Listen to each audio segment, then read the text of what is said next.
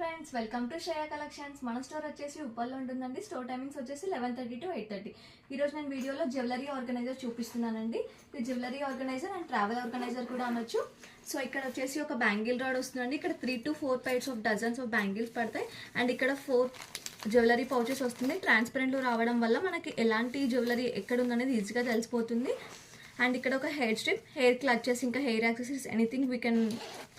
And ఇక్కడ ఒక zip lock వస్తుంది. ఇక్కడ మిర్రర్స్, కోంబ్, ఇంకా స్టిక్కర్ ప్యాకెట్స్, ఇంకా ఏదైనా పెట్టేసుకోవచ్చు.